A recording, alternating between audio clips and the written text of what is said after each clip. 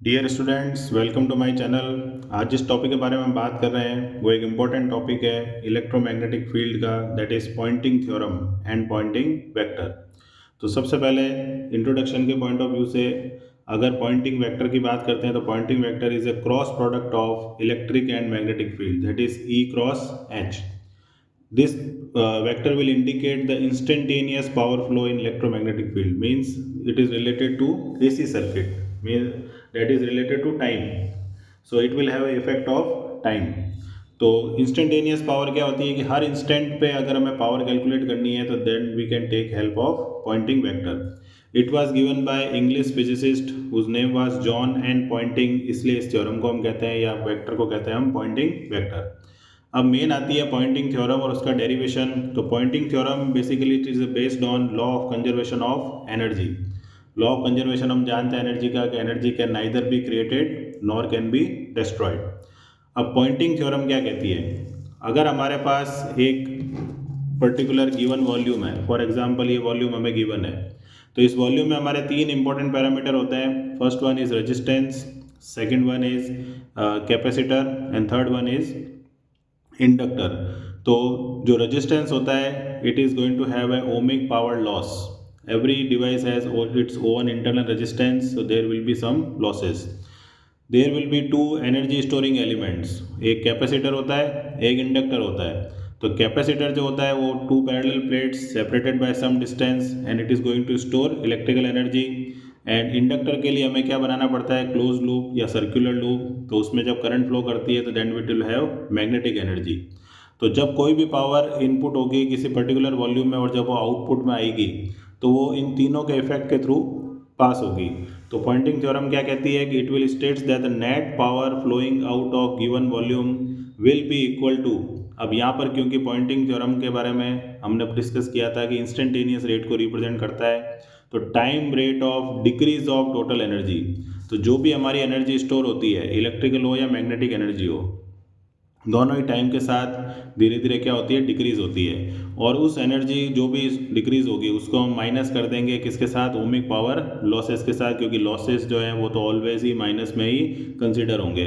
तो total energy store भी होगी, लॉसेस भी होगा, और वो एनर्जी जो स्टोर होगी वो टाइम के साथ क्या होने वाली है, डिक्रीज होने वाली है। तो जो फॉर्मूला हम डिराइव करेंगे उसमें ये तीनों टर्म इंडिकेट होनी चाहिए कि जो हमने स्टेटमेंट दिया है वो उसको फुलफिल कर रहा है या नहीं कर रहा है। अब हम देखते हैं कि इसका डेरिवेशन हम कैसे करेंगे। तो सबसे पहले जब इसका डेरिवेशन करेंगे तो then we are going to start with two Maxwell equation which are in dynamic field, that is time varying field. तो फर्स्ट मैक्सवेल इक्वेशन हमारी कौन सी होती है, del cross E equal to minus del B upon del t. ये हमारी first Maxwell equation है। और बी को हम क्या लिख सकते हैं, म्यू एस लिख सकते हैं। म्यू क्या होता है, कांस्टेंट होता है, तो वो डिफरेंशिएशन से कहाँ आ जाएगा, बाहर आ जाएगा। तो इस तरह से हमने फर्स्ट मैक्सवेल इक्वेशन को लिख दिया। सेकंड मैक्सवेल इक्वेशन जो होती है which is related to displacement current density, that is del cross H is equal to हमारे पास होता है J plus J D. This is conduction current density, this is displacement current density. इसकी value हमारे पास क्या होती है, सिग्मा ई होती है। और इसका जो डेरिवेशन होता है that is del D by del t. अब फिर से जब हम बात करेंगे यहाँ पर तो ये सिग्मा ई प्लस डी का जो वैल्यू है वो हमारे पास क्या होता है, एप्सलॉन इंटू ई। एप्सलॉन फिर से क्या होता है हमारे पास, कांस्टेंट, तो वो कहाँ आ जाएगा, डिफरेंशिएशन से बाहर। और हमारे पास रिजल्ट क्या रह जाएगा, epsilon del E upon del t. तो ये जो इक्वेशंस हैं इनको हम नाम दे देते हैं फर्स्ट एंड सेकंड, जिसको हम इन बिटवीन यूटिलाइज करने वाले हैं। अब इक्वेशन नंबर जो हमारी सेकंड है, we will take divergence of given equation with E, यानी divergence means dot product. Dot product हम करने वाले किसके साथ, ई के साथ। तो इक्वेशन नंबर 2 जो ये वाली है इसके हम क्या कर रहे हैं, E dot del cross H, E dot sigma E dot epsilon del E by del t. तो हमने क्या किया है, जो इक्वेशन नंबर हमारी सेकंड थी, तो स्टूडेंट अब हम क्या करेंगे, जैसे कि हमने डाइवर्जेंस ले लिया है यहाँ पर, तो ई डॉट ई क्या हो जाएगा हमारे पास, E square E dot epsilon del E by del t. इसको हम मान लेते हैं थोड़ी देर के लिए इक्वेशन नंबर थर्ड। तो ये हमारे पास आ गई इक्वेशन नंबर थर्ड। अब हम क्या करने वाले हैं, हम एक आइडेंटिटी यूज़ करने वाले हैं, क्योंकि हमारे पास जो पॉइंटिंग वेक्टर है वो किस फॉर्मेट में है, ई क्रॉस एच के फॉर्मेट में है। तो हम क्या लिखेंगे यहाँ पर, यूजिंग आइडेंटिटी। अब आइडेंटिटी क्या होगी, ये हमें ध्यान रखनी होगी, del dot A cross B. अब ए क्रॉस बी का फॉर्मेट हमने ई क्रॉस एच के कारण लिया है, तो del dot A cross B that will be equal to, अब हम इसको कैसे लिख सकते हैं, B dot del cross A minus A dot del cross B, जहाँ पर ए की जगह हमें लिखना है ई और बी की जगह हमें क्या लिखना है, एच। क्यों लिखना है ऐसा, क्योंकि पॉइंटिंग वेक्टर का जो फॉर्मेट होता है वो होता है ई क्रॉस एच, इसलिए हमें ए की जगह और बी की जगह वैल्यू रिप्लेस करनी होती है। ठीक है, अब हम जब यहाँ वैल्यू पुट करेंगे तो क्या आएगा हमारे पास, del dot E cross H, ये आ गया हमारे पास। ठीक है, और यहाँ पर हमने ब्रैकेट बंद कर दिया, यहाँ पर हमने क्या लिख दिया, H dot del cross E, और यहाँ क्या लिख दिया, E dot del cross H, ये हमने रिप्रेजेंट कर दिया। अब जब हम यहाँ देखते हैं तो यहाँ पर एक टर्म है जैसे E dot del cross H, और यहाँ पर भी हमारे पास क्या टर्म थी, E dot del cross H. तो E dot del cross H को अगर मैं लेफ्ट हैंड साइड में लेके आता हूँ तो E dot del cross H is equal to क्या रह जाएगा हमारे पास, H dot del cross E minus del dot E cross H की जगह हम क्या लिख सकते हैं, डेल डॉट पी। इसको मैंने मान लिया इक्वेशन नंबर 4।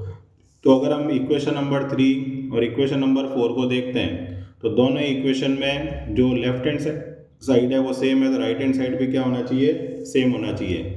तो हमने लिख दिया sigma E square plus E dot epsilon del E by del t is equal to H dot del cross E minus del dot P.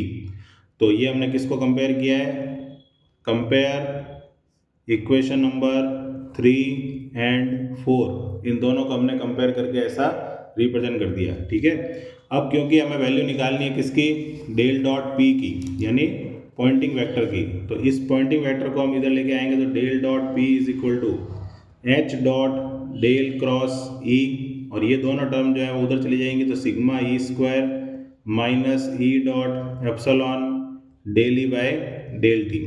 ठीक है, तो ये हमारे पास एक रिजल्ट आ गया। अब यहाँ पर हम देख रहे हैं कि डेल क्रॉस ई लिखा हुआ है, तो डेल क्रॉस ई की जो वैल्यू है वो हम अपनी पॉइंटिंग जो हमारी मैक्सवेल इक्वेशन थी, क्या थी हमारी मैक्सवेल इक्वेशन, जो फर्स्ट मैक्सवेल इक्वेशन हमने लिखी थी, del cross E equal to क्या लिखी थी हमने, minus mu del H by del t. तो डेल क्रॉस ई की जगह हम क्या लिख देंगे, minus mu del H upon del t.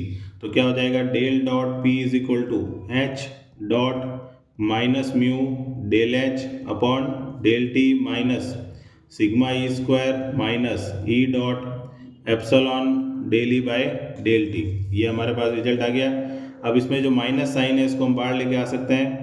ठीक है, तो इसको हम ऐसे भी लिख सकते हैं, H dot mu del H by del t minus sigma E square minus E dot epsilon del E by del t. तो ये हमारे पास किसका रिजल्ट आ गया, डेल डॉट पी का। अब ये जो रिजल्ट आया है इसके अंदर अगर हम ध्यान से देखते हैं तो यहाँ पर म्यू लिखा हुआ है, यहाँ एप्सिलॉन लिखा हुआ है, तो इसको हम बाहर लेके आ सकते हैं क्योंकि ये दोनों कांस्टेंट वैल्यू होती है। तो इसको हमने ऐसे लिख दिया, इसको हमने आगे लिख दिया epsilon E dot del E by del t minus sigma E square. अब हमें क्या करना है, ये जो दोनों टर्म्स हैं इनको टर्म्स को हमें रिप्लेस करना है इनकी पर्टिकुलर वैल्यूज़ के साथ। वो कैसे करेंगे अब, तो सबसे पहले अगर मैं u इंटू वी वाला कंसेप्ट बताता हूँ, जैसे differentiation of u dot V, ये हमारे पास क्या होता है, differentiation of u into V, वो क्या होता है, u differentiation of v plus v differentiation of u, ये हमारे पास होता है। अब इसके अंदर अगर मैं ऐसे लिख देता हूँ इसको, डेल बाय डेल टी, और u और v दोनों की वैल्यू मैंने मान लो h और h ले ली, तो क्या होगा, h dot del H by del t plus H dot del H by del t, यानी नज़र हमें डिफरेंस कुछ नहीं नज़र आएगा, लेकिन फॉर्मूला जो है वो हमारा वही है, differentiation of u plus v और u और डी यू। तो ये कितने टाइम्स हो गया हमारे पास, 2 टाइम्स हो गया, 2 times del H upon del t. और यहाँ पर एच डॉट एच, इसको हम क्या लिख सकते हैं, एच स्क्वायर। तो H dot del H upon del t, इसकी वैल्यू क्या आ गई हमारे पास, 1/2 del by del t H square. इसी तरह से E dot del E by del t, इसकी वैल्यू क्या आ सकती है हमारे पास, 1/2 del by del t E square. तो ये दो वैल्यू हमें मिल जाएगी। अब ये दो वैल्यू हमें क्या करनी है, कहाँ पर रिप्लेस करनी है, यहाँ पर रिप्लेस करनी है, जैसे ये वाली वैल्यू, ठीक है। H dot del H by del t, इसकी जगह लिख देंगे half del by del t H square. E dot del E by del t, इसकी जगह लिख देंगे half del D by del t square. तो डेल डॉट पी का जो रिजल्ट होगा हमारे पास, वो क्या हो जाएगा, minus mu by 2 del by del t H square epsilon by 2 del by del t E square minus sigma E square. तो ये हमारे पास रिजल्ट आ गया।